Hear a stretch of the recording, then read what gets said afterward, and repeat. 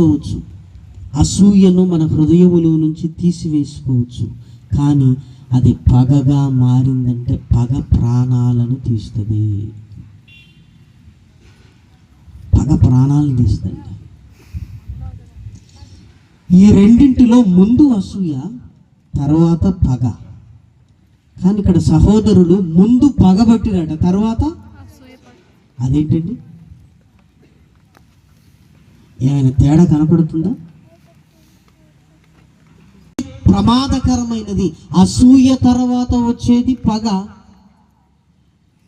పగపట్టినోడు మరలా అసూయ పడటమేంటి? అసలు అసూయే పగగా మారిపోతుంది కదా. అసూయే పగగా మారిపోతుంది కదా. ఏంటి ఇక్కడ ఏదో తేడా ఉంది.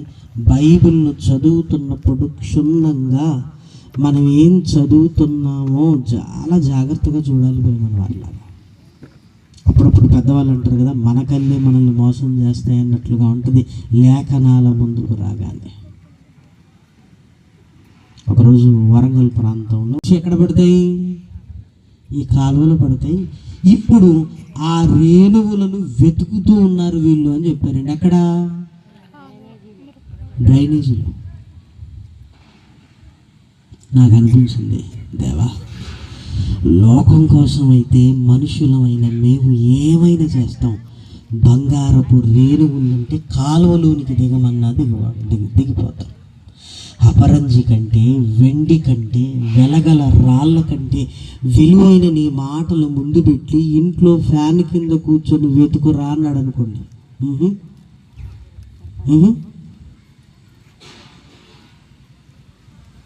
ఓ డ్రైనేజ్లో వెతుకుతున్నారు దేవుడు. ఓ డ్రైనేజ్లోనికి వెళ్ళి ఎతకమని లేదు నాయన, నీ చేతుల్లో పెట్టాను, వెతుకురా, వెతుకు. ఈ అంచె దినాలలో నీవు నేను బలంగా ఉండాలంటే నిన్ను నన్ను నిలబెట్టేది ఒక పిల్లర్ను ఇంటికి వేసి స్లాబ్ వేసినట్లుగా నిన్ను నన్ను నిలబెట్టేది వాక్యమే. ప్రేమను వారలారా, దీన్ని చిన్న చూపు చూసారా? మన బతుకులు కూడా చిన్నగానే ఉంటాయి ప్రేమను వారలారా. ఎప్పుడైతే ఆలోచనలోనికి వెళ్ళి దేవా ఏంటి ముందు పగపట్టిది అన్న తర్వాత మళ్ళీ అసూయ ఎలా వస్తుంది? అసూయ తర్వాతనే కదా పగ.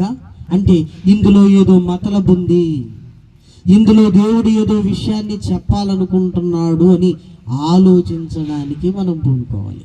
నెంబర్ 1 ఇది. నెంబర్ 2 ఆలోచిద్దాం. ఇదే అధ్యాయంలో రాయబడింది చూడండి.